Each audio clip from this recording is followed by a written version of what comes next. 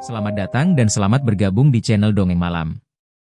Bagi yang sudah mampir, jangan lupa tinggalkan jejak kalian dengan cara di like dan komen video ini.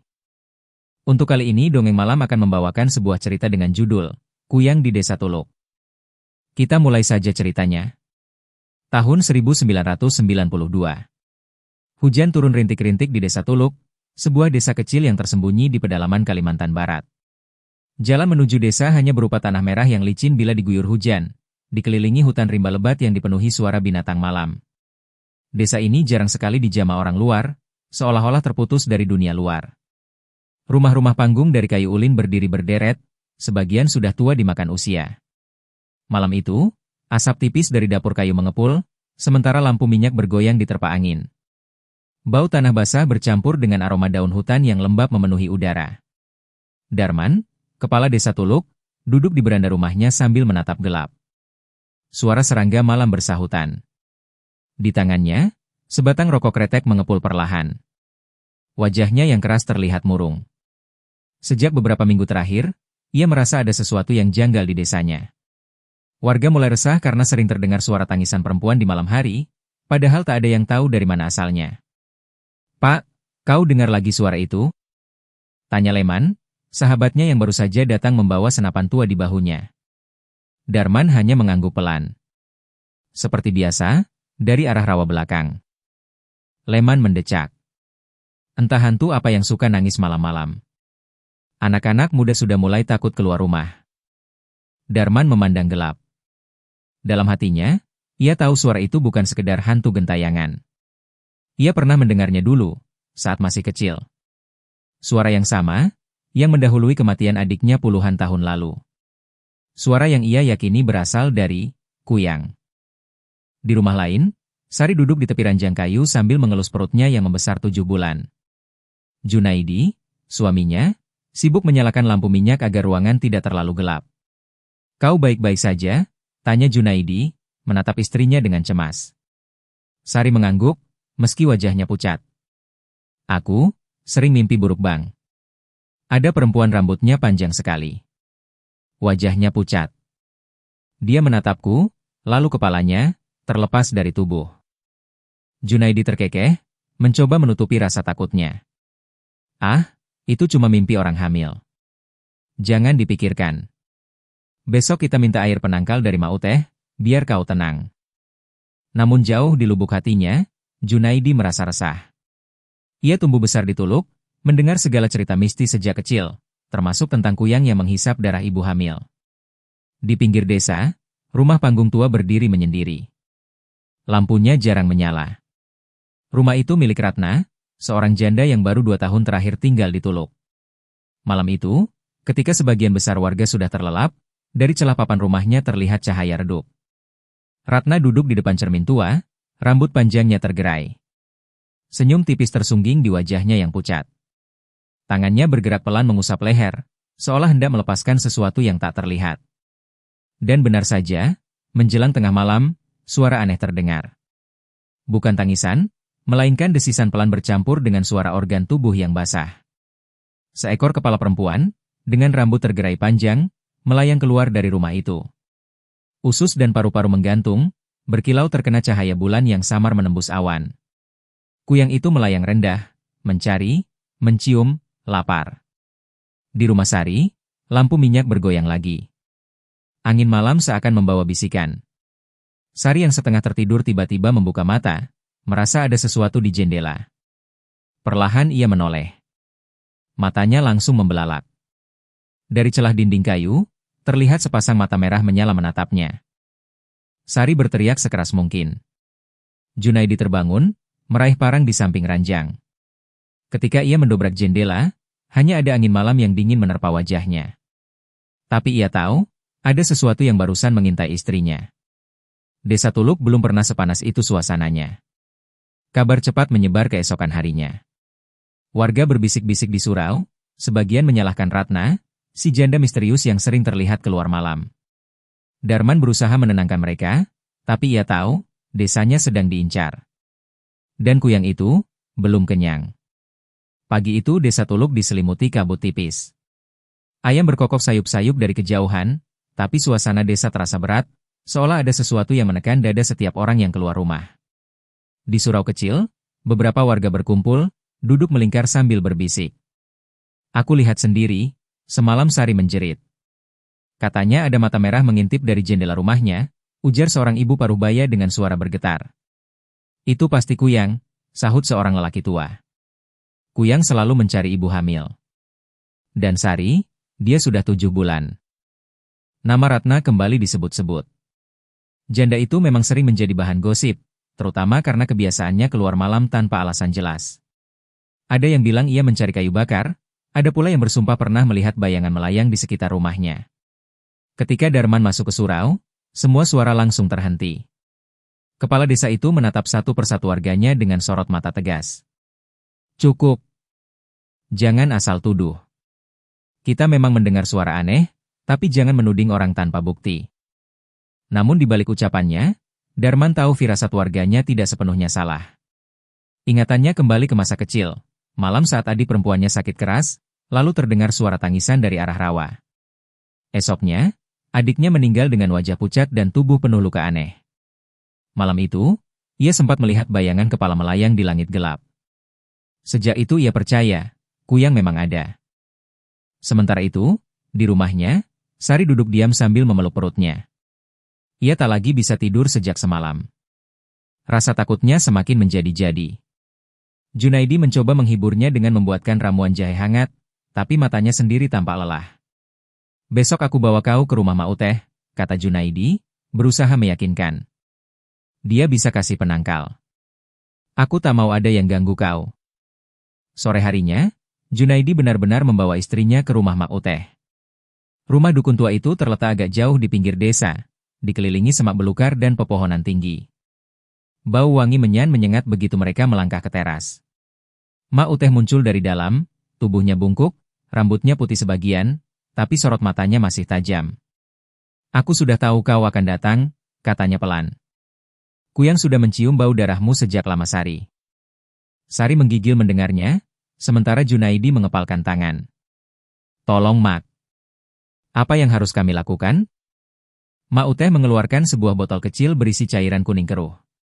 Campurkan air ini dengan mandi setiap malam. Gantungkan juga daun kelakai kering di pintu dan jendela. Tapi ingat, Kuyang itu cerdik. Ia bisa menyamar jadi manusia biasa. Jangan percaya pada siapapun yang tiba-tiba datang menawarkan bantuan. Sepulang dari sana, Junaidi langsung menggantungkan daun-daun di rumahnya.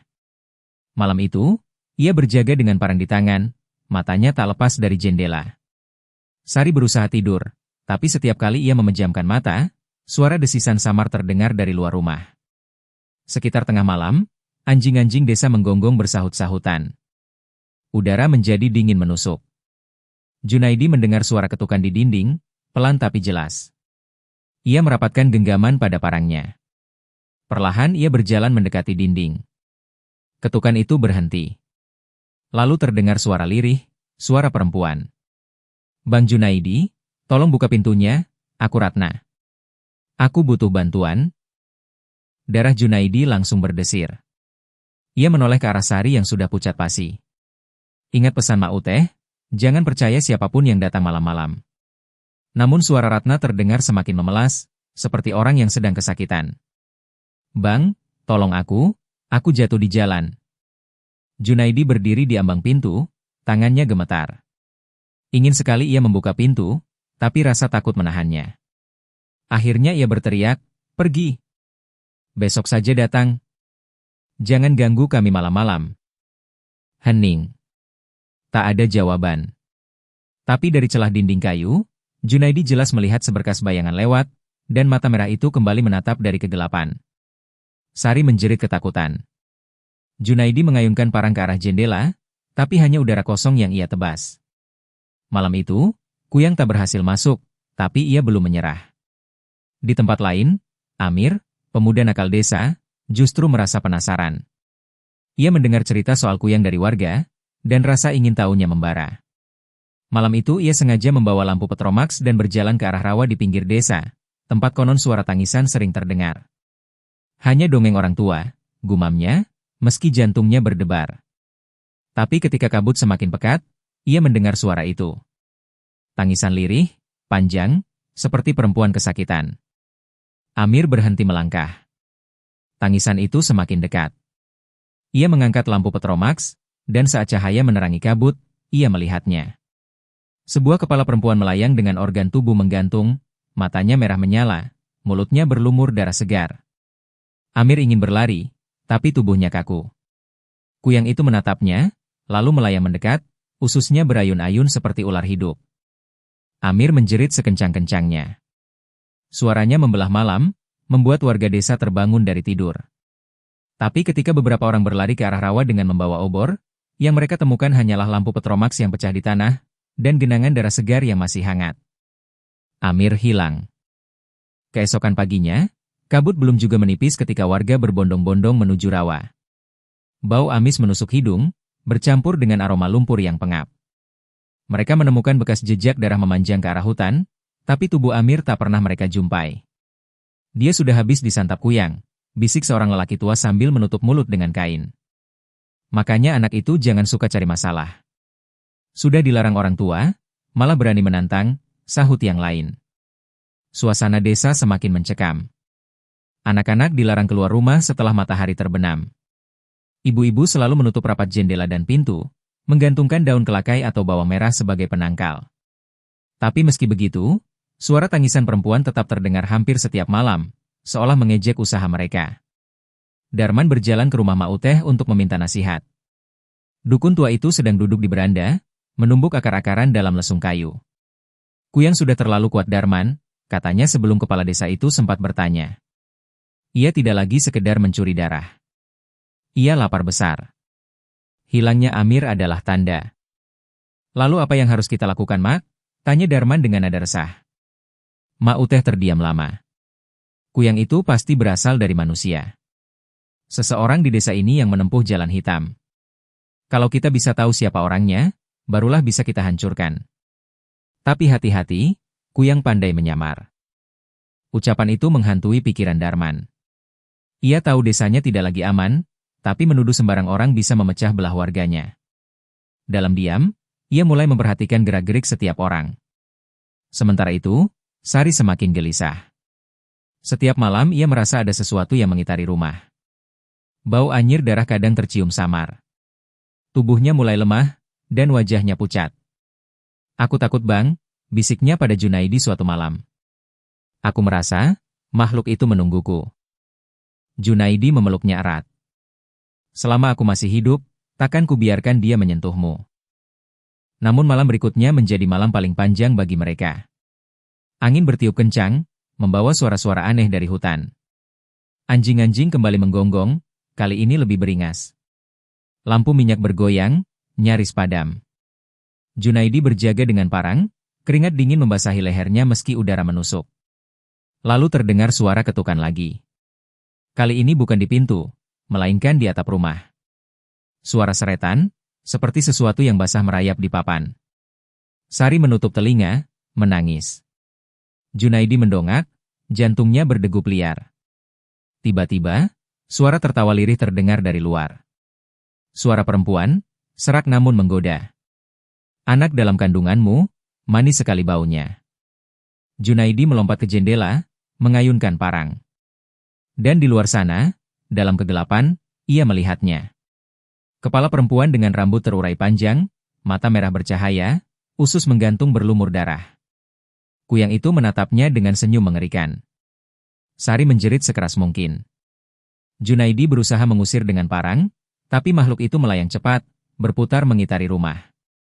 Papan dinding bergetar, seolah akan jebol.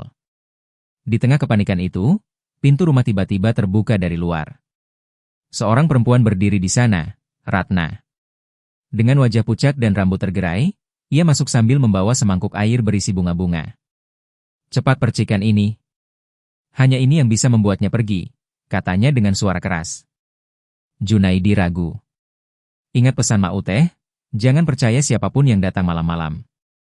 Tapi Kuyang sudah hampir menembus atap, suara desisnya semakin keras. Sari hampir pingsan ketakutan. Percayalah padaku, atau istrimu mati malam ini. Ratna berteriak. Dengan panik, Junaidi menuangkan air itu ke pintu dan jendela. Seketika terdengar jeritan melengking dari luar. Kuyang itu mundur, melayang menjauh, lalu menghilang ke kegelapan. Sunyi kembali menyelimuti. Nafas Junaidi terengah, Sari menangis terseduh-seduh. Ratna hanya berdiri diam, menatap keduanya dengan mata yang sulit ditebak. "Jangan khawatir," katanya lirih. "Selama aku ada di sini, aku akan melindungi kalian." Tapi di luar sana, tersembunyi dalam gelap, Darman yang kebetulan melihat kejadian itu dari kejauhan merasa bulu kuduknya meremang. Ia memperhatikan Ratna, cara perempuan itu berdiri, sorot matanya yang aneh, dan bagaimana Kuyang tadi seolah mundur hanya setelah ia datang. Darman tahu satu hal, ada rahasia besar yang disembunyikan Ratna. Malam itu Darman tidak bisa tidur. Bayangan Ratna berdiri di dalam rumah Junaidi, dengan tatapan mata yang begitu aneh, terus menghantui pikirannya. Ia berjalan mondar-mandir di beranda rumah, mengisap rokok tanpa henti. Angin malam membawa suara-suara dari hutan, sesekali seperti ada yang melolong jauh di rawa. Apa benar firasatku? Apa mungkin Ratna? Gumamnya pelan. Keesokan paginya, kabar cepat menyebar. Hampir semua warga mendengar bagaimana Ratna datang membawa air bunga dan menolong Sari dari serangan Kuyang. Sebagian warga mulai percaya Ratna orang baik, bahkan ada yang menyebutnya penyelamat desa. Namun tidak sedikit pula yang justru semakin curiga, mengingat ia selalu muncul di waktu yang tepat. "Kenapa selalu dia yang tahu cara mengusirnya?" bisik seorang ibu pada tetangganya. "Bisa jadi dia itu Kuyangnya sendiri, pura-pura menolong, supaya kita percaya padanya," balas yang lain dengan nada waspada. Darman tak bisa membiarkan kecurigaan itu begitu saja. Siang harinya ia mendatangi rumah Mak Uteh. Dukun tua itu sedang duduk di dapur, menjemur ramuan akar-akaran di atas tampah. "Mak," kata Darman serius. "Aku melihat sesuatu. Semalam Ratna yang membuat Kuyang itu pergi. Tapi caranya, bukan seperti orang biasa. Aku takut, Ratna itu justru Kuyang yang kita cari." Mak Uteh menatapnya lama, lalu menghela nafas. "Aku sudah lama mencurigainya, Darman. Ada tanda-tanda yang tidak bisa ditutupi. Kau tahu kenapa rumahnya selalu gelap di siang hari? Karena Kuyang tidak suka cahaya matahari. Dan kalau kau perhatikan lehernya, ada bekas luka samar, tanda tempat kepalanya bisa terlepas." Darman merinding mendengarnya. Tapi jika benar dia Kuyang, kenapa ia menolong Sari? Itu hanya siasat. Kuyang licik. Ia bisa menunda buruannya demi mendapatkan rasa percaya. Saat kita lengah, barulah ia menerkam. Malamnya, warga berkumpul di balai desa. Darman mencoba menenangkan semua orang, tapi keributan tak terhindarkan. Ada yang menuduh Ratna terang-terangan, ada yang membelanya karena merasa berutang nyawa pada pertolongannya. Ratna sendiri tidak hadir malam itu. Di tengah perdebatan panas, tiba-tiba seorang lelaki berlari tergopoh-gopoh. Nafasnya memburu, wajahnya pucat pasi. "Anakku hilang," teriaknya panik. "Tadi sore masih main di belakang rumah, sekarang tak ada. Cuma ada jejak darah kecil menuju hutan." Warga langsung gempar. Malam itu juga obor dinyalakan, sekelompok orang dipimpin Leman masuk ke hutan. Suara serangga riuh, pepohonan bergoyang, kabut menebal. Mereka menemukan jejak darah bercampur lumpur. Bau amis semakin pekat. Di bawah pohon besar, mereka menemukan tubuh bocah malang itu, atau lebih tepatnya sisa tubuhnya.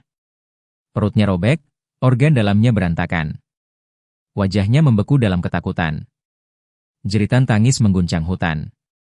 Semua orang tahu, hanya satu makhluk yang bisa melakukan itu, Kuyang. Kemarahan warga memuncak. Mereka bersumpah malam itu juga akan menyeret Ratna dan membakar rumahnya. Namun Darman menahan mereka dengan suara keras. "Jangan gegabah. Kalau dia benar Kuyang, kita harus punya cara untuk melawannya. Kalau tidak, kita semua bisa jadi mangsa." Warga pun kembali ke desa dengan hati penuh dendam. Rumah Ratna menjadi sasaran tatapan benci. Namun anehnya, rumah itu tampak sunyi. Tak ada cahaya, tak ada suara. Seakan pemiliknya sudah pergi entah kemana. Sementara itu, di rumah Sari, keadaan semakin buruk. Perutnya sakit, janinnya bergerak tak wajar. Sari menjerit-jerit kesakitan. Junaidi kebingungan, berlari keluar memanggil pertolongan.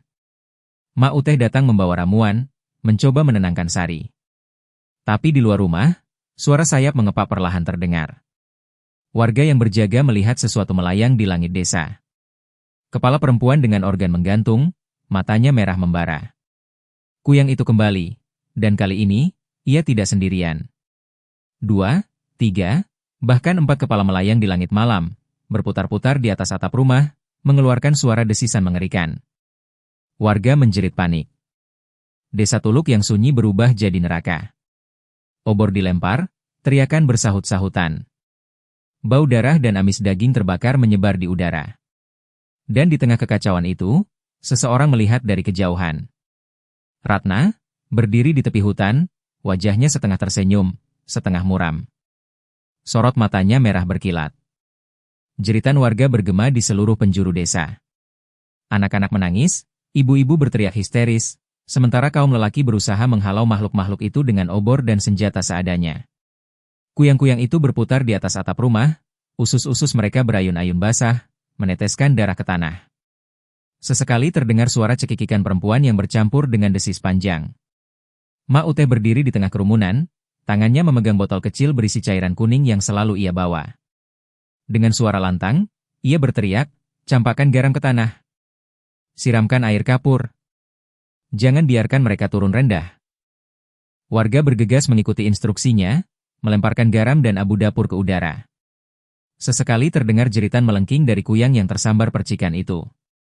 Tapi jumlah mereka terlalu banyak, dan mereka semakin ganas. Di rumah Sari, keadaan semakin kritis. Wanita itu menggeliat kesakitan, peluh membasahi wajah pucatnya. "Bang, tolong, aku sakit sekali," ia merintih sambil memegang perut. Junaidi memeluknya erat, air mata jatuh membasahi pipi. "Bertahanlah sayang, jangan tinggalkan aku." Namun di luar, bayangan kuyang semakin dekat. Salah satunya turun rendah, menempelkan wajahnya di jendela, menatap Sari dengan nafsu yang tak terkatakan. Junaidi mengayunkan parang, kaca jendela pecah, tapi kuyang itu menghindar cepat. Darah segar menetes dari ususnya yang menggantung, membuat lantai lengket. Sementara itu, Leman bersama beberapa pemuda memberanikan diri mengejar Ratna yang masih berdiri di tepi hutan. Mereka membawa obor dan senjata tajam. "Kau biang kerok semua ini, Ratna," teriak Leman dengan suara lantang. "Kalau kau manusia biasa, buktikan sekarang juga." Ratna hanya menatap mereka, tersenyum samar. Perlahan ia melangkah mundur ke arah gelap hutan. "Kalau kalian ingin tahu siapa aku sebenarnya, ikutlah," bisiknya dengan suara menggema. Tanpa pikir panjang, Leman dan 2 pemuda mengikuti jejaknya. Mereka masuk lebih dalam ke hutan, meninggalkan cahaya desa. Suasana makin gelap, hanya suara dedaunan berdesir dan lolongan jauh yang menemani. Tiba-tiba, Ratna berhenti. Ia berdiri di bawah pohon besar, tubuhnya membelakangi mereka. Rambut panjangnya tergerai menutupi punggung. Leman mengangkat obor tinggi-tinggi. "Apa maksudmu mengajak kami ke sini?" Ratna perlahan menoleh. Wajahnya pucat, matanya berkilat merah. Lalu, di depan mata mereka, kepalanya mulai bergetar aneh. Dengan suara retak menyeramkan, kepala itu terlepas dari tubuhnya, terbang melayang bersama organ dalam yang menjuntai. Kuyang Ratna melesat ke udara, ususnya berayun liar. Tubuh kosongnya roboh ke tanah seperti boneka tak bernyawa. Pemuda yang ikut bersama Leman menjerit sejadi-jadinya, menjatuhkan obor. Leman sendiri terpaku, tubuhnya gemetar, tapi insting bertahan hidup memaksanya mengangkat senapan tua di bahu. Ia melepaskan tembakan. Peluru menghantam dada kuyang itu, tapi bukannya roboh, Ratna malah tertawa melengking, suara tawa yang membuat bulu kuduk berdiri. "Peluru biasa tak bisa membunuhku, Leman. Kalian semua hanya daging segar bagi kami." Ia melayang cepat, menabrak salah satu pemuda yang menjerit sebelum lehernya robek digigit. Darah muncrat membasahi daun-daun. Leman lari sekencang-kencangnya, meninggalkan teman yang sudah tak bernyawa. Nafasnya memburu, kakinya hampir terpeleset di tanah basah, tapi ia tak berani menoleh. Suara tawa kuyang Ratna terus membuntuti dari belakang, makin lama makin dekat. Sementara itu, di desa, Darman melihat kobaran api dari rumah warga yang terbakar karena obor terjatuh. Ia tahu kalau malam ini mereka tidak bertindak, desa Tuluk akan habis. Ia berteriak memanggil Mak Uteh. "Mak, katakan padaku, bagaimana cara membunuh kuyang itu?" Ma Uteh gemetar, wajahnya penuh keringat. Hanya ada satu cara, kita harus menangkap tubuh kosongnya, menusuknya dengan kayu dari pohon bangkudu. Kalau tubuh itu hancur, kepalanya tak bisa kembali, dan kuyang itu akan mati. Darman teringat sesuatu. Tubuh Ratna. Dia tinggalkan tubuhnya di hutan.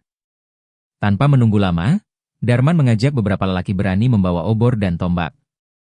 Mereka berlari ke arah hutan, mencari tubuh kosong Ratna sebelum kepalanya kembali. Namun hutan malam itu seperti memiliki nyawa sendiri. Kabut makin pekat, suara tangisan bercampur dengan lolongan, dan dari balik pepohonan, beberapa kuyang lain melayang rendah, menunggu mangsa. Desa Tuluk kini benar-benar berada di ambang kehancuran. Hutan malam itu terasa seperti perut raksasa yang menelan mereka. Kabut menggulung rendah, menutupi tanah becek. Obor-obor yang dibawa warga hanya menyingkap sedikit cahaya, sementara suara aneh terus terdengar. Tangisan, tawa, dan desir sayap basah yang berputar di atas kepala. Darman menggenggam tombak dengan kuat, langkahnya mantap meski hatinya digelayuti ketakutan. Di belakangnya, beberapa lelaki mengikuti, termasuk Leman yang wajahnya pucat penuh keringat. Kau lihat sendiri men, dia lepaskan kepalanya, tubuhnya roboh di tanah, kata Leman terengah. Kalau kita cepat, mungkin tubuh itu masih di sana. Mereka tiba di bawah pohon besar tempat Ratna berubah. Benar saja, tubuh perempuan itu masih tergeletak, kaku seperti mayat. Mata terbuka tanpa cahaya, mulut sedikit menganga. Tubuh itu hanya wadah kosong, menunggu kepala pemiliknya kembali. Sekarang, Ma Uteh bilang, tusuk dengan kayu bangkudu, ujar Darman tegas. Ia mengangkat tombak yang ujungnya sudah dilapisi potongan kayu bangkudu. Namun saat ia hendak menusuk, angin keras bertiup, hampir memadamkan obor. Dari kegelapan, terdengar tawa melengking. Kuyang Ratna melesat turun dari langit, ususnya berayun-ayun, matanya merah membara. Berani sekali kalian menyentuh tubuhku, teriaknya dengan suara menggema. Leman langsung mengangkat senapannya, menembak, tapi kuyang itu menghindar dengan cepat. Salah satu lelaki terjatuh, dan sebelum sempat bangkit, kepala Ratna menerkam lehernya. Jeritan menggema, darah muncrat membasahi dedaunan. Darman berteriak, cepat tusuk tubuhnya. Ia berlari ke arah tubuh kosong Ratna, tapi kuyang itu melesat menghalanginya. Usus basah melilit kaki Darman, menjatuhkannya ke tanah. Darman berusaha menendang, tapi lilitan itu makin kuat, dingin dan licin seperti ular hidup. Sekarang kau milikku Darman, bisik kuyang itu, wajahnya semakin dekat, nafasnya amis menusuk. Namun Leman, dengan sisa keberanian yang ada, menebas usus itu dengan parang. Lilitan terputus, darah hitam menyembur, membuat kuyang itu menjerit melengking. Darman segera bangkit, berlari, dan dengan sekuat tenaga menusukkan tombak bangkudu ke tubuh kosong Ratna. Tusukan pertama gagal, hanya melukai permukaan. Tubuh itu bergerak-gerak, seolah berusaha menolak. Darman berteriak lagi, menusukkan kedua kalinya dengan seluruh kekuatan. Tombak menembus dada tubuh kosong itu. Seketika, kuyang Ratna melayang ke udara, menjerit melengking. Api obor berkobar hebat, seolah menyambut jeritan itu.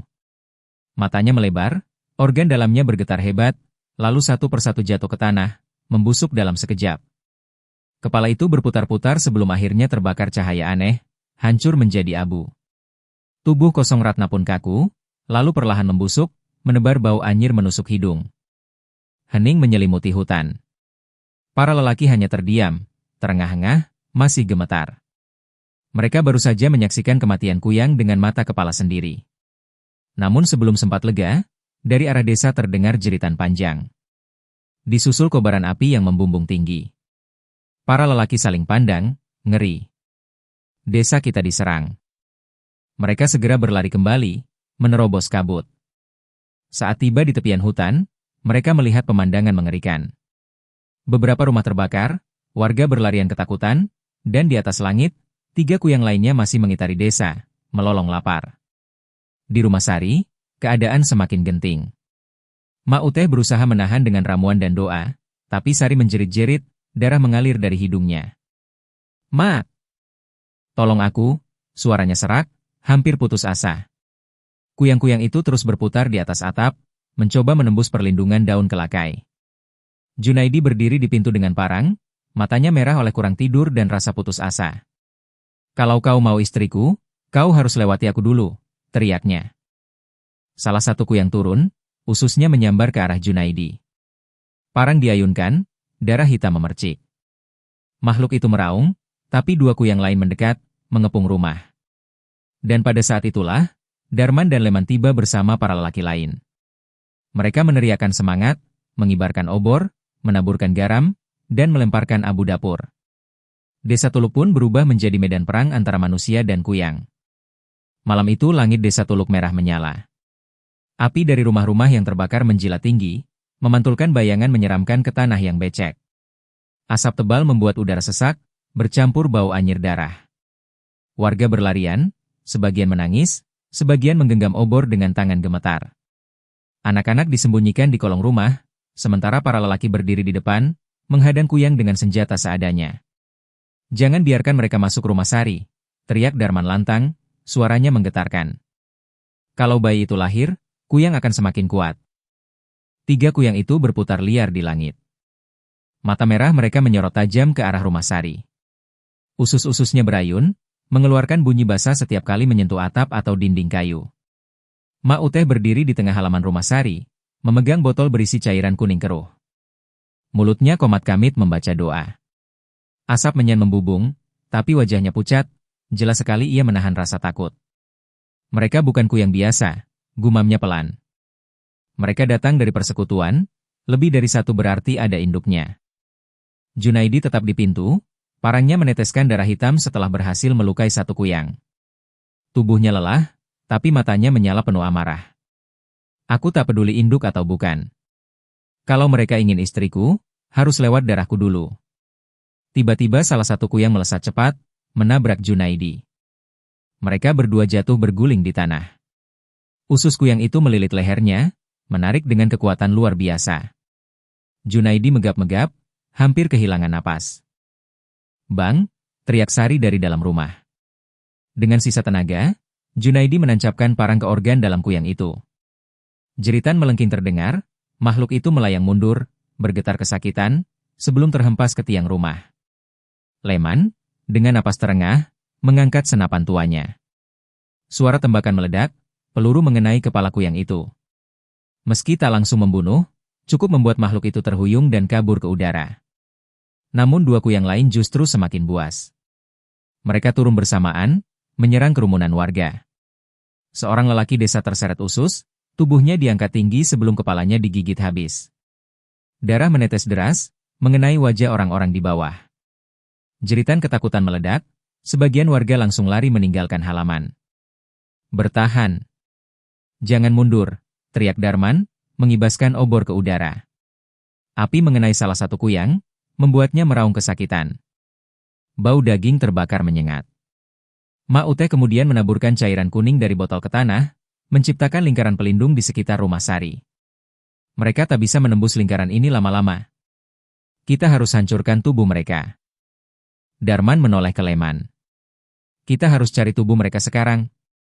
Pasti ada di hutan, tersembunyi. Tapi kalau kita pergi, siapa yang jaga desa? Balas Leman putus asa. Junaidi, meski berdarah dan kelelahan, berdiri dengan mata penuh tekad. Aku akan tetap di sini menjaga Sari. Pergilah kalian cari tubuh mereka. Kalau tidak, kita semua mati malam ini.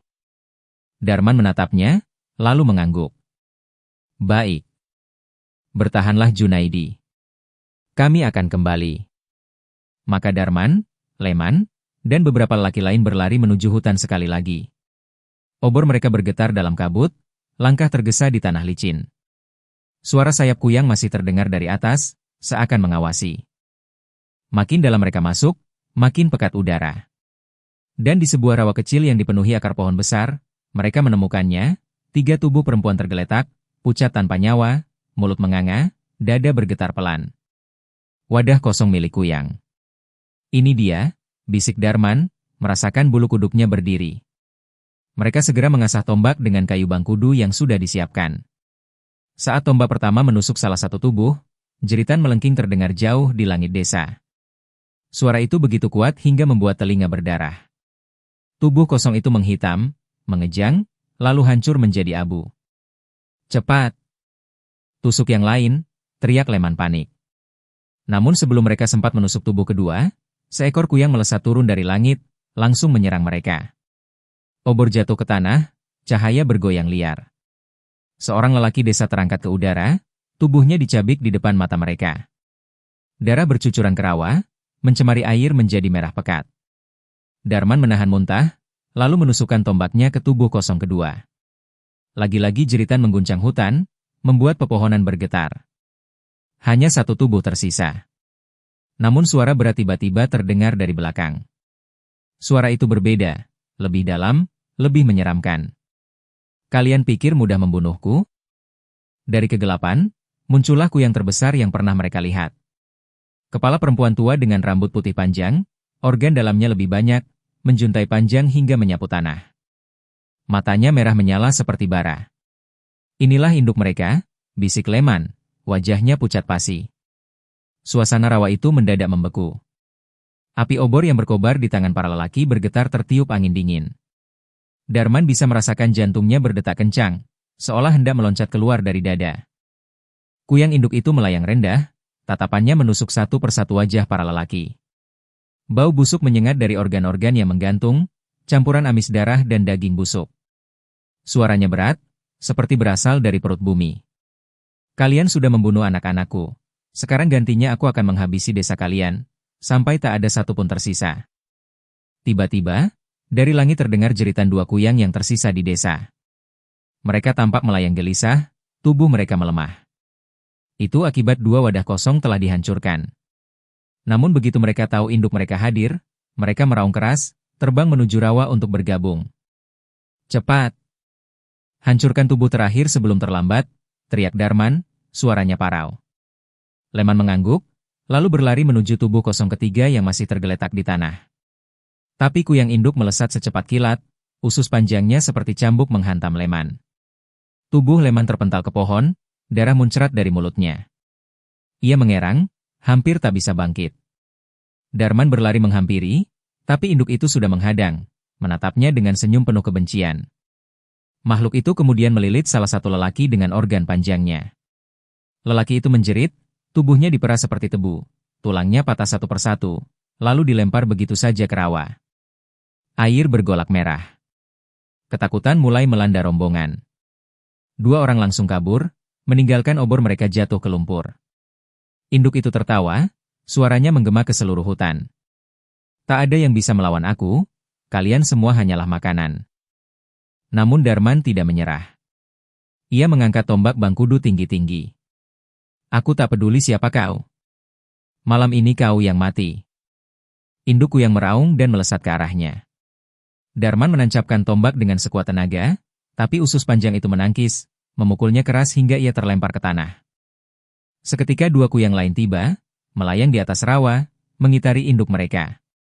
Suara lolongan mereka menggema, seolah alam ikut bergetar. Leman yang sekarat berusaha merangkak ke arah tubuh kosong terakhir. Tangannya gemetar, darah membasahi wajah. Ia tahu satu-satunya cara menghentikan mereka adalah menusuk wadah itu.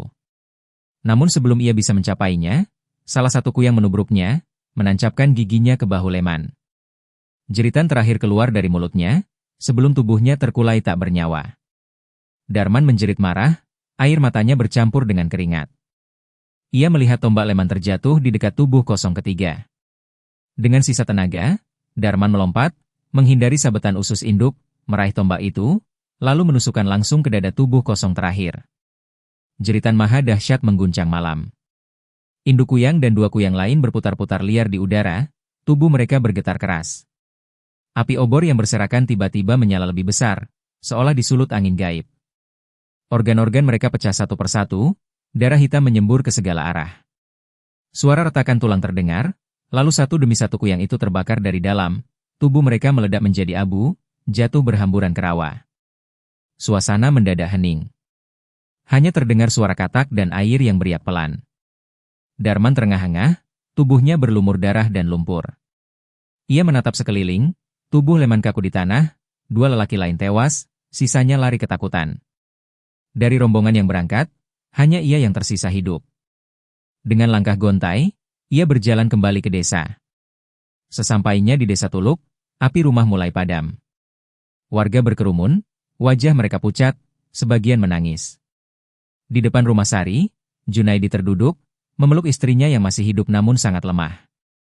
Bayi mereka lahir dini, kecil dan pucat, tapi menangis pelan, tanda ia selamat. Mak Uteh mendekat pada Darman. "Kau berhasil?" tanyanya, suaranya bergetar. Darman menunduk, air mata jatuh ke tanah. Mereka semua mati. Tapi, Leman dan yang lain, tak kembali. Kesedihan menyelimuti warga. Namun di balik duka itu, ada sedikit kelegaan. Desa Tuluk selamat, setidaknya untuk malam itu. Mak Uteh menatap ke langit gelap, lalu berbisik lirih. "Jangan pernah kita lupakan malam ini, Kuyang memang bisa mati. Tapi selama masih ada manusia yang tamak ilmu hitam, mereka akan selalu lahir kembali." Api terakhir padam, meninggalkan Desa Tuluk dalam kegelapan yang sunyi. Namun di balik pepohonan jauh, terdengar samar suara cekikikan halus, seolah menandakan ancaman itu belum benar-benar berakhir. Dan cerita selesai di sini. Terima kasih sudah mengikuti cerita sampai akhir. Untuk cerita dengan judul Kuyang Desa Teluk berakhir di sini. Akan banyak lagi cerita-cerita menarik yang akan dibawakan Dongeng Malam. Jadi silahkan di-subscribe channel ini agar tidak tertinggal cerita-cerita menarik dari video berikutnya. Dan jika kalian suka dengan cerita-cerita seperti ini, silahkan di-share video ini agar channel ini bisa lebih berkembang lagi.